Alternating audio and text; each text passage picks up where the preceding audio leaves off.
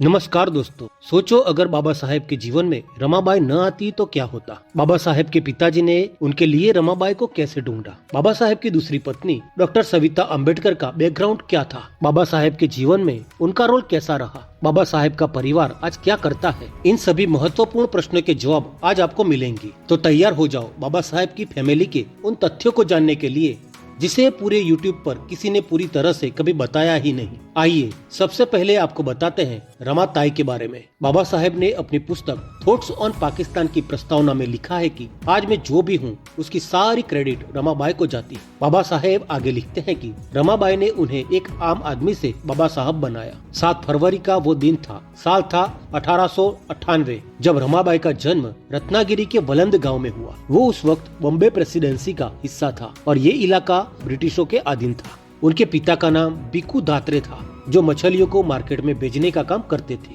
बिक्कू जी हरनाई बंदर और दाभोल बंदर पर काम करते थे। माता रुक्मिणी बच्चों की देखभाल करती थी। जब रमाबाई छोटी थी तब पहले उनकी माताजी उन्हें छोड़कर चल बसी और बाद में पिताजी भी उन्हें छोड़कर चल बसे। बिक्कू जी को 4 संतानें थी जिसमें 3 लड़कियां थी और 1 लड़का था। बिक्कू जी के गुजर जाने के बाद उनके संतानों को मुंबई लाया गया। वहाँ उनको वलंकर चाचा और गोविंदपुर मामा ले आए। वहाँ वो बायखला चाल में रहने लगे। यहाँ पर एक बात आपको जानना जरूरी है दोस्तों। महाराष्ट्र में लोग अपने गांव का नाम अपने नाम के पीछे लगाते हैं और अपना एक यूनिक सरनेम बना देते हैं और गांव के नाम के पीछे कर शब्द जोड़ देते हैं। ये कर शब्द को गांव के नाम के पीछे लगाने का चलन अक्सर महाराष्ट्र, गोवा और कर्नाटक में पाया जाता है। जो लोग ये बात नहीं जानते वो इस बात को लेकर काफी कंफ्यूज रहते हैं, लेकिन अब आपने ये बात जान ली है। अब रमाबाई पर वापिस आते हैं। अब बात करते हैं रमाबाई की। बाबा साहेब के पिताजी सूबेदार रामजी सकपाल थे। वो बाबा साहेब के लिए कन्या ढूंढ रहे थे। जब उन्हें रमाबाई के बारे में पता चला तो वो उनको देखने गए।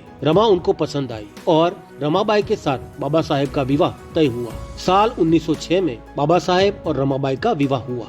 उस दिन तारीख थी 4 अप्रैल और विवाह का स्थल था बायखला का शाक मार्केट। उस वक्त बाबा साहेब की उम्र थी 14 साल और रमाबाई की उम्र थी 9 साल। दोनों में अच्छा तालमेल था। बाबा साहेब उनको रामू कह के बुलाते थे और रमाबाई उनको साहब कहकर। जब बाबा साहेब विदेश गए तब घर की सारी जिम्मेदारी रमाबाई ने अपने सर ले ली। बाबा साहेब इसीलिए कहते हैं कि मुझे एक सामान्य आदमी से बाबा साहेब बनाने में रमा का बड़ा योगदान है। रमाबाई और बाबा साहेब के कुल 5 बच्चे हुए। ये उस वक्त की बात है जब भारत में बीमारियों के कारण ज्यादातर बच्चे गुजर जाते थे। रमाबाई और बाबा साहेब के साथ भी कुछ ऐसा ही हुआ। उनके 5 बच्चे रहे, यशवंत, गंगाधर, रमेश, इंदु जो बेटी का नाम है और राजरत्न। लेकिन बीमारियों के कारण यशवंत के अलावा कोई न बच सका। बाबा साहेब और रमाबाई का साथ 29 साल तक चला।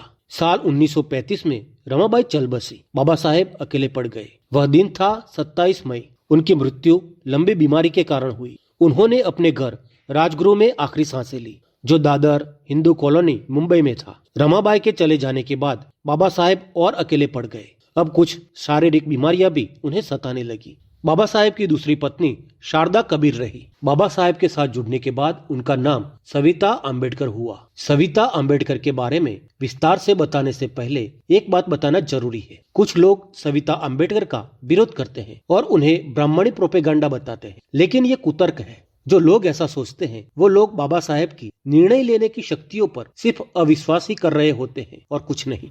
शारदा कबीर का जन्म जनवरी की 27 तारीख को हुआ था और साल था 1909। 1947 में बाबा साहेब पर काम का बोझ बढ़ गया जिसकी वजह से उन्हें 2 बीमारियां हो गई, ब्लड प्रेशर और डायबिटीज। अपनी बीमारियों के इलाज के लिए बाबा साहेब मुंबई के जाने माने डॉक्टर मालवंकर से सेवा लेने लगे। वहाँ पर उनकी मुलाकात डॉक्टर शारदा कबीर से हुई। यह उनकी दूसरी मुलाकात थी। डॉक्टर राव और बाबा साहेब के बीच दोस्ती थी। डॉक्टर राव भी मुंबई के विले पार्ले में रहते थे। डॉक्टर राव की बेटी और डॉक्टर शारदा कबीर दोनों दोस्त थी। डॉक्टर राव के ही घर पर बाबा साहेब की और शारदा कबीर की पहली मुलाकात हुई थी। उस समय डॉक्टर राव ने उन दोनों को एक दूसरे का परिचय करवाया था। 1947 से 1956 तक डॉक्टर शारदा कबीर ने बाबा साहेब की देखभाल की जो अब सविता अंबेडकर बन चुकी थी। तब रमाबाई का निधन हुए 13 साल बीत चुके थे। दोस्तों यहाँ रुककर मैं आपसे एक बात कहना चाहता हूँ। हम एक ऐसे समाज से आते हैं जहाँ हम स्त्रियों को हमेशा जज करते हैं और हैरत की बात तो यह है कि बस पल भर में जज कर लेते हैं। डॉक्टर शारदा कबीर के साथ भी ऐसा ही हुआ। वो एक ब्राह्मण परिवार से आती थी और उन्होंने एक गैर ब्राह्मण युवक से शादी की थी। इस बात को लेकर उस समय का ब्राह्मण समुदाय कोपित हो गया।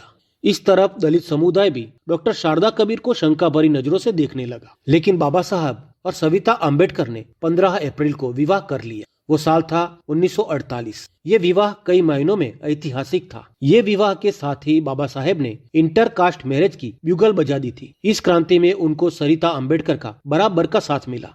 उन्होंने बाबा साहेब के साथ ही बुद्ध धर्म को स्वीकार किया। बाबा साहेब के जाने के बाद वो अकेली हो गई। वो कुछ समय तक दलित आंदोलन से जुड़ी। 2003 की साल में उन्होंने मुंबई की जेजे हॉस्पिटल में आखिरी सांसें ली। तब उनकी उम्र थी 94 साल और दिन था 29 मई। दोस्तों, जैसा कि हमने आगे जाना, बाबा साहेब के एकमात्र बेटे यशवंत ही जीवित रहे थे। यशवंत अम्बेडकर के बारे में आगे जाने इससे पहले आपसे एक गुजारिश है, अगर यहाँ तक आप आ ही गए हैं तो इस चैनल को अभी सब्सक्राइब कर लें, क्योंकि अगला वीडियो बाबा साहेब की 32 डिग्रियों पर आने वाला है। इसके अलावा इस चैनल पर आप बुद्ध धर्म, अशोक का इतिहास और बाबा साहेब से जुड़े सभी तथ्यों को बिना पक्षपात जान सकेंगे। अब बात करते हैं बाबा साहेब के बेटे यशवंत अम्बेडकर की। उनका जन्म 12 दिसंबर को हुआ और साल था 1912। 19 अप्रैल को उनका विवाह मीरा अम्बेडकर से हुआ। यह विवाह बुद्ध रीति रिवाज से हुआ। यशवंत अम्बेडकर को लोग प्यार से भैया साहेब भी बुलाते थे। उन्होंने पिता के निधन के बाद अपना जीवन पिता के रास्ते पर समर्पित कर दिया। वो भारतीय बौद्ध सोसाइटी के अध्यक्ष बने। यशवंत अम्बेडकर के कार्य इतने सारे हैं कि अगर उनके सभी कार्यों की लिस्ट बनाई जाए तो उसे पढ़ने में भी एक अलग वीडियो बन सकता है। उन्होंने कई बौद्ध स्मारक बनवाए। उन्होंने ही बाबा साहेब की समाधि चैत्य भूमि स्मारक का कार्य पूरा करवाया। 1972 में श्रीलंका में विश्व बौद्ध सम्मेलन हुआ। वहाँ पर उन्होंने भारत की तरफ से प्रतिनिधित्व किया। यशवंत अम्बेडकर के बच्चों के नाम प्रकाश, रमा, भीमराव और आनंदराज हैं। प्रकाश अम्बेडकर यशवंत अम्बेडकर के बड़े बेटे हैं। प्रकाश एक समाज सेवी है और राजनीति में सक्रिय है। वो एक बार राज्यसभा सदस्य भी रह चुके हैं। रमा अम्बेडकर यशवंत अम्बेडकर की इकलौती बेटी है। उनका विवाह आनंद तेलतुंबड़े से हुआ है। भीमराव अम्बेडकर यशवंत अम्बेडकर के बेटे हैं। आनंदराज अम्बेडकर भी यशवंत अम्बेडकर के बेटे हैं। इंजीनियरिंग की डिग्री लेने के बाद वे राजनीति में आए। उन्होंने रिपब्लिकन सेना की नींव रखी। प्रकाश अम्बेडकर का विवाह अंजलि मायादेव से हुआ है और उनका एक बेटा भी है जिनका नाम सुजात अम्बेडकर है। उसके अलावा राजरत्न अम्बेडकर बाबा साहब की चौथी पीढ़ी से हैं। वह बाबा साहब के प्रपौत्र हैं। वह भी राजनीति में सक्रिय हैं और भारतीय बुद्धिस्ट सोसाइटी के अध्यक्ष हैं। दोस्तों, बाबा साहेब के कुल 13 भाई बहन थे। डॉक्टर बाबा साहेब अम्बेडकर का परिवार बड़ा था। उनके माता पिता ने 14 बच्चों को जन्म दिया, लेकिन उनमें से केवल कुछ ही बचपन में जीवित रहे। बाबा साहेब अम्बेडकर के भाइयों और बहनों के नाम इस प्रकार हैं। भाइयों के नाम आनंदराव छोटे भाई, बलराम, नंदलाल और मीरा राव। उनकी बहनों के नाम इस प्रकार हैं, मंजुला, तुलसा। तो दोस्तों, ये थी बाबा साहेब के परिवार की पूरी जानकारी। आशा है कि आपको ये सटीक जानकारी पसंद आई होगी। जय भीम, नमो बुद्धाय।